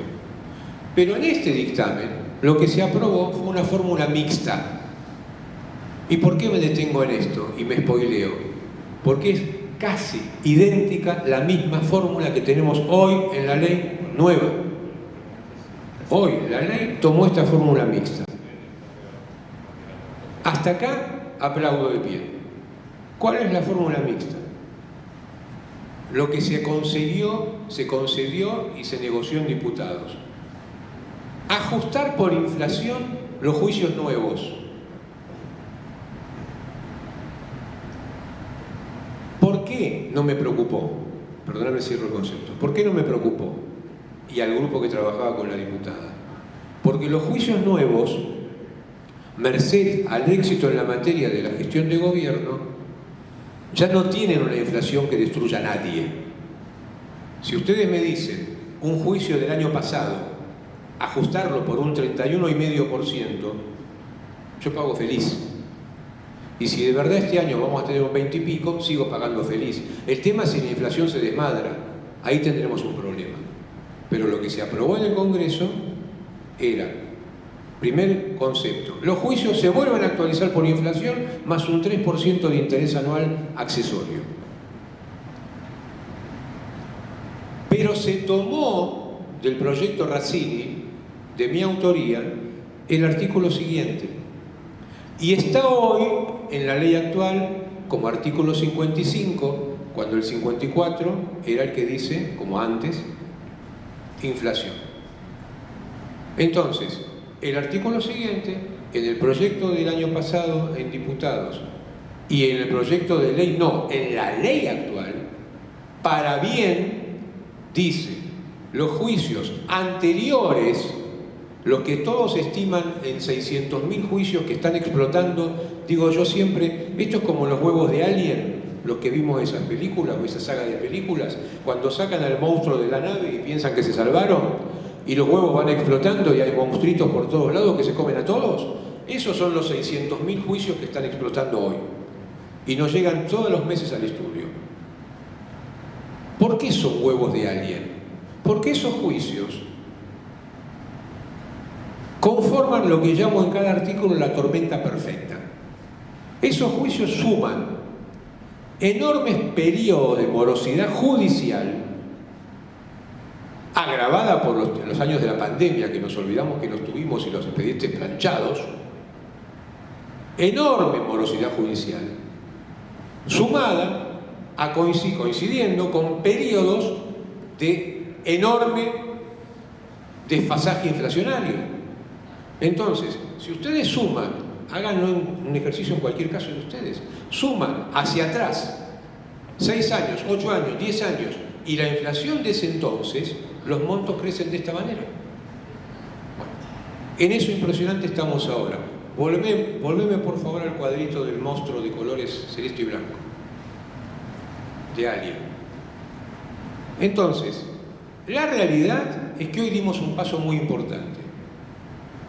La realidad es que quedó inconcluso. ¿Por qué? Porque el texto que hoy tenemos vigente, si bien puede haber cambios en reglamentaciones, pero no un cambio sustancial, porque una reglamentación no puede más que aclarar. Y estos artículos requieren algunas aclaraciones importantes, pero no en la sustancia. Lo que quedó es una fórmula mixta que ya hoy los que son abogados están viendo todos los días, tenemos sentencias contradictorias. Justamente lo que no queríamos, que hubiera más seguridad jurídica. Todos los días hay sentencias contradictorias. ¿Por qué? Porque si bien se consagra el sistema de tasas como queríamos, los juicios viejos se deben actualizar de manera indirecta, dicen los jueces, aplicando tasas. Se estableció que sean tasas pasivas fijadas por el Banco Central, que les anticipo, son mucho más altas que las tasas activas del Banco Nación. En el ejemplo de memoria, 25 millones en vez de 11, por ejemplo. Esas son las tasas pasivas del Banco Central. El problema que tenemos, con el que vamos a seguir lidiando en juicio, es que, consagrado el tema, se le estableció un piso, un mínimo. Ese mínimo se ata a la inflación pasada y hace que el tema no esté solucionado y haya que seguir debatiendo en la justicia para que sea la Corte o el Tribunal Superior de cada provincia el que determine el número final a pagar. Nosotros pretendíamos que fuera la ley. La ley no termina el conflicto, le da una buena base pero no lo termina. Porque si ustedes ven en el gráfico, si aplicamos IPC más 3 a ese juicio de 1 millón de pesos y 10 años, supera los 120 millones de pesos, en vez de llegar a los 25, que sería la tasa de la pasiva del Banco Central. Pero lo que se agregó es que la aplicación de las tasas no puede dar menos que el 67% del IPC. Eso serían 80.800.000 pesos. Ahí está el problema. Ahí está donde tenemos hoy una muy buena base para seguir discutiendo, porque las tasas son ley y no se puede decir más que el ajuste tiene que ser directamente por inflación. Pase lo que pase, no importa el número que arroje. Y los argumentos jurídicos son durísimos, hermosísimos, pero no los voy a castigar con eso. Pero existen, créanme que existen y son muy sólidos. El problema es que conseguimos que las tasas sean ley, conseguimos darle un salvavidas a las empresas que tienen un remanente de juicios irresueltos, pero en la aplicación vamos a tener que seguir discutiendo con juzgados que van a aplicar ese piso que hace que las tasas queden por el piso. Entonces, por ejemplo, si le damos tiempo a los empresarios, a las pymes, a los nuevos emprendedores y a los vecinos a que podamos aplicar esta ley de a poco, en un futuro decimos que no vamos a tener tanto que pagar, y además también resolveríamos el tema de los abuelos. Pero seguro. ¿Y acá cuánto tiempo? Años. El problema es... Sí, lo vamos a ver. Si seguimos el camino, sí, por Dios, somos todos chicos. Pero el problema es el juicio. El problema es el stock de juicios. Miren, en el ministerio hablan de flujo y de stock. Son términos más economicistas. El flujo de juicios no me preocupa, más si la ley sigue este camino, porque van a ser números manejables. Vamos a tener indemnizaciones más previsibles, vamos a tener menos agravantes, menos litigiosidad. Hay más leyes que van a salir en este camino, hay más leyes que van a salir, acuérdense lo que les digo. Hay más cosas que estamos trabajando. En el mismo camino de sacar obstáculos que la legislación genera a la contratación de gente. No hablamos de los contratos a tiempo determinado.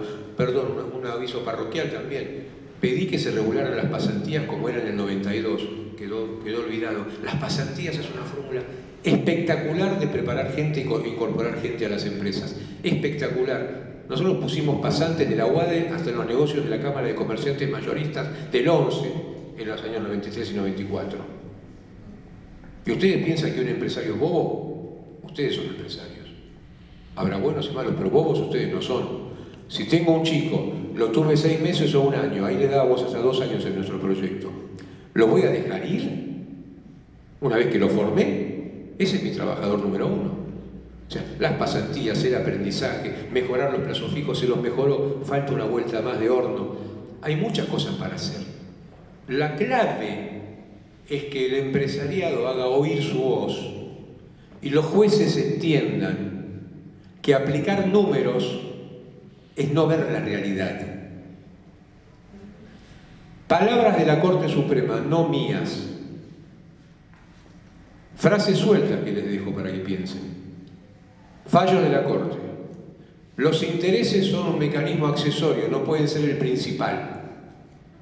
No se puede avalar enriquecimiento indebido del acreedor, enriquecimiento ilegítimo del acreedor con una sentencia. ¿Por qué supe ver, como dicen ahora que uno la vio? Bueno, yo una cosa vi, 2 cosas no vi. Como cuando dije que me equivoqué en qué.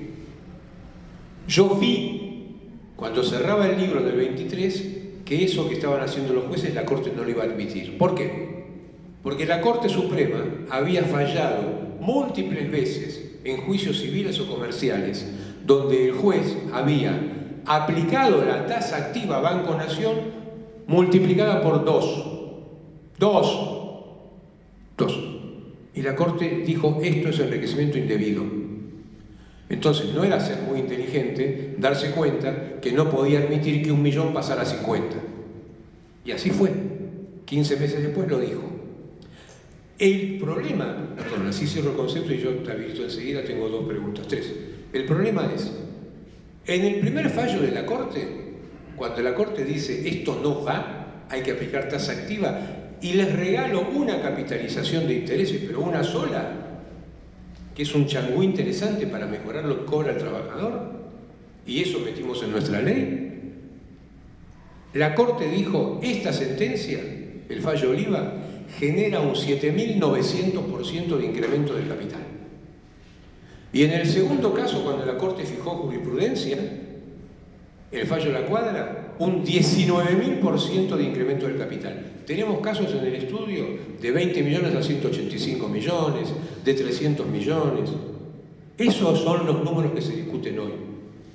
Entonces, si no sale el empresariado a decir, señores jueces, así no hay trabajo que valga, así no puedo yo seguir generando trabajo, condénenme con un sistema racional, cumplan con lo que dice la Corte, apliquen la ley con parámetros, porque así como hay un parámetro que dice se aplican intereses moratorios, que es un artículo del Código Civil, que está en esta ley metido, el mismo Código Civil obliga a los jueces a morigerar el resultado de esta aplicación cuando dé un resultado excesivo.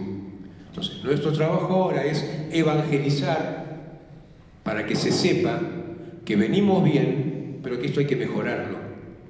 Y yo necesito escuchar la voz de los empresarios, porque no puede ser que hayan tomado Estado público un restaurante y una micropyme, cuando en el estudio tengo veintenas y tengo decenas de empresas que se fueron y bajaron la persiana porque no podían pagar ni los gastos de ir a defenderse ante la Corte.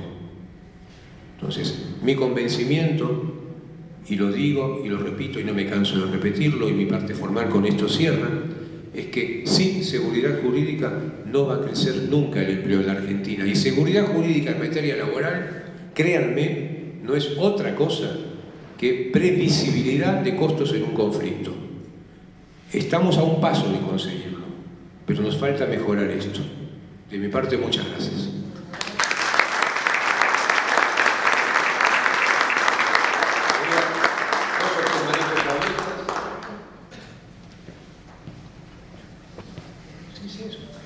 ¿Quién tenía ahí? Sí, yo te quería hacer una consulta.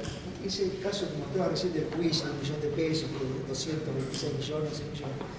Cuando la Corte de la Nación, creo que yo entendí, porque no sé, pero el se dice, este es el método con el cual hay que actualizar. Todos los tribunales que están abajo, ¿no están obligados a seguir ese criterio? Porque como ya es tarde, y el compromiso de esta hora, no lo dije, y me la dejaste justo sin arquero. Cuando dije la vi que la Corte iba a fallar como suponíamos en el libro. Pero cuando dije no la vi, ya somos amigos, no me da vergüenza llorar en público, comentar que lloré en público. El primer cliente al que un viernes, mi hermano y socio, que se ocupa de la parte judicial pura, me llama un viernes y me dice, ganamos en la Corte. Primer caso. 1.200.000 del 2012. De condena. Con el sistema de la Corte, 15 millones de pesos. La condena, la ejecución, porque se viene a embargar a la empresa con estas sentencias. Perdón, el ir a la Corte, los juicios no se suspenden, ¿eh? Eso es otra cosa que estamos buscando. Los juicios avanzan igual y te sacan la plata del banco. No estoy jorobando. Bajo promesa del trabajador de devolverla si la Corte falla bajo el monto. No es el chiste. Caución juratoria. Doy mi palabra de que la plata la devuelvo si el juicio cambia. Hoy tengo un trabajador que nos debe 18 millones de pesos. El abogado devolvió 8. Una sentencia intermedia, no terminó el juicio. Entonces, los juicios siguen, los embargos siguen y la Corte está tapada de expediente, porque algunas cosas más que esto hace la Corte. Entonces, le avisamos al cliente, como el manejo lo tengo yo, mi hermano me avisa la buena nueva, yo lo llamo al cliente. El cliente lloraba y yo lloraba de este lado. Zafamos de 150 a 15. ¿Cuándo pago? No, está bien, ya vas a pagar, zafamos. Porque en mi ingenuidad de buena fe, nunca imaginé cómo sentencia la Corte. Déjese sin efecto el fallo, porque se repiten las mismas causas que en el fallo donde yo Corte hablé antes. Díctese nuevo fallo conforme a estos parámetros. Punto. La Corte no liquida, no hace el número. Entonces, en la sentencia la dictó la Sala 2, se sortea y le sale a la sala 6. Entonces, yo, ingenuo, porque estamos hablando en público, si no te diría otra cosa, y soy el abanderado de la otra cosa, dije, la sala 6 recibe un fallo de la Corte, que le dice, díctese el nuevo fallo conforme lo que dije yo en Oliva o en La Cuadra. ¿Qué hizo la sala 6? Argumenta. Hoy aplico inflación, es mucho más justo. Hoy aplico RIPTE, es mucho más justo. En consecuencia, como aplicar eso sería perjudicial, termino ratificando lo que dijo la sala anterior. 200 millones de pesos. Y estamos por segunda vez, no pasó en la historia, por segunda vez ante la Corte y ahora ante el Tribunal de la Ciudad, esperando, ¿me haces aplicar tu fallo? En todo el año pasado no tuvimos, no yo, los estudios con los que estamos colaborando, que son los más importantes del país, estamos todos esperando a que la Corte resuelva por segunda vez estos temas. Y en el medio las empresas son embargadas.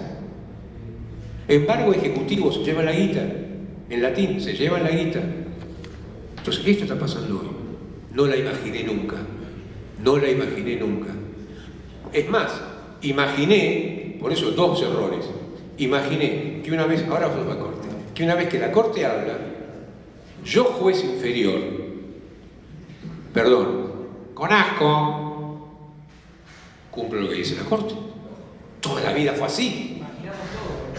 No me gusta, no me gusta, tengo náuseas, pero aplico lo que me dijiste. Así fue siempre. Acá no. Una sola sala aplicaba tasa activa.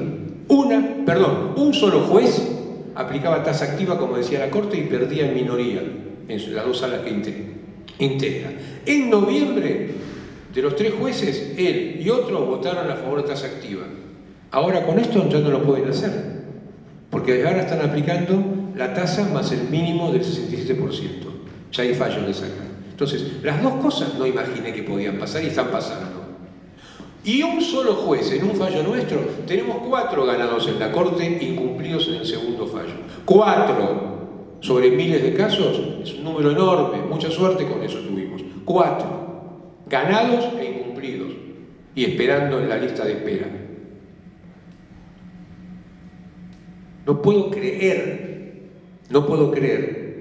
que todavía hoy haya jueces en uno de estos.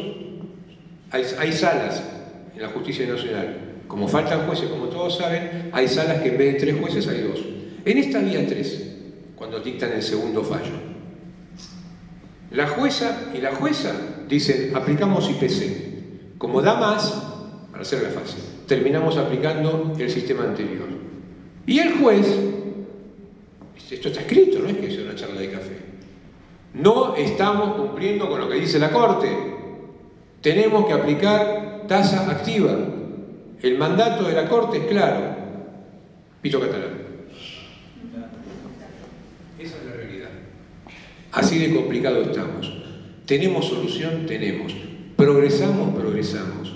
Pero insisto, se necesita que no sea la voz de 4 abogados la que dice esto. Se necesita que las cámaras empresarias hagan el lobby sano.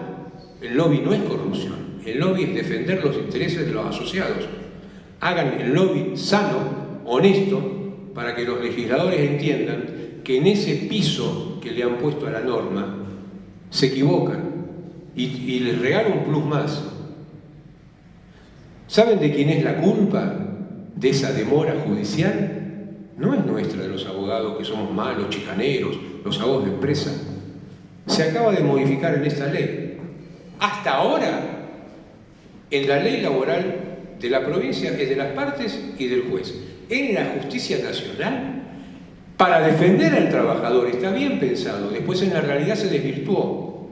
La ley exige al juez que sea el que impulsa el expediente. O sea, el juez, porque está tapado de causas o porque trabaja mal y por la pandemia se demoró 6, 8, 10, 12, 14 años y a la empresa le aplican las consecuencias de la demora del juez. Si eso tiene sentido, otra vez yo estoy hablando en chino mandarín. Una más y cerramos.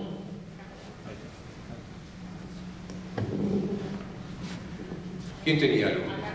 ¿Sí? Sí, quedó vieja ya porque No, cuando pasaste por la parte del monotributista y la facturación, que por ahí es una más terrenal y para los comercios más chiquitos, esa fantasía antes muchos querían poner el monotributista trabajando y facturándole. Obviamente cuando caían con la factura 1, 2, 3, 4, 5, 6, todo. Bueno, eso teóricamente antes ya no era aceptado casi como prueba. Vos dijiste que ese criterio cambió, pero creo que también hay algo que te quería que expliques más, porque porque si sigue estando en tu negocio todo el día y por más que te facture... Vamos al latín, estás en el horno igual. Contratame a mí, yo te facturo, vas a zafar. Contratame a una persona, ella es tu empleada, la contratas a ella, hacen los dos lo mismo, ella te factura y ella no, son trabajadoras iguales y perdiste. El tema es, hay un principio en laboral que es el de primacía de la realidad, no es una tontera, aplicado bien. La realidad es la que vale. Lo dije antes cuando me ofrecí de ejemplo. Si yo como de vos y enloquecí y quiero hacerte juicio y quiero vengarme de todos mis clientes, digo que en vez de pagarme 5 millones me pagas 15 y en vez de abono es un sueldo. Y si como de vos te gané el juicio. Por eso lo quería aclarar, porque mucho se dijo que ahora listo, no, si te facturas, listo, ya está, zafaste.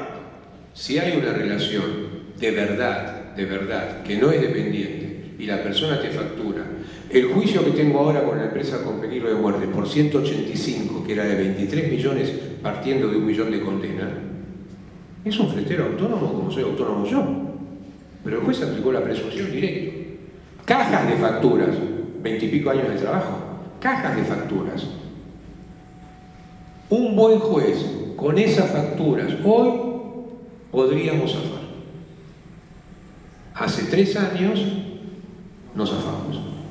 Porque la prueba de la relación laboral en el juicio, yo estoy convencido que no fue buena de parte de él. O sea, ahí zafaríamos. El tipo tuvo un negocio un tiempo, es cierto que laboraba para esta gente, pero también tenía sus clientes. Son casos particulares. Pero la realidad es lo que vale. Si hay subordinación técnica, económica y disciplinaria, moriste. Bueno, yo les agradezco un montón que se bancaran tanta parafernalia de temas. Vayámonos conforme con que tenemos un progreso, pero vayámonos responsables que tenemos que hacer más cosas. Porque así como estamos, no venimos lo suficientemente cubiertos. Gracias. Gracias, Jorge Samuelian, abogado, procurador de la firma Samuelian y Asociados. Bueno, ¿cómo la pasaste? ¿Cómo te vas? Yo feliz. Si me bancaron hasta acá, no bostezaron, preguntaron cosas interesantes y el tema es pesadísimo, por más que uno lo quiera hacer ameno. Así que muy agradecido. Gracias, Jorge. Bueno, será hasta un próximo encuentro de Conexión Empresaria, la propuesta de la Corporación del Comercio, Industria y Servicios y de toda la región y los actores de la producción y el consumo. Gracias.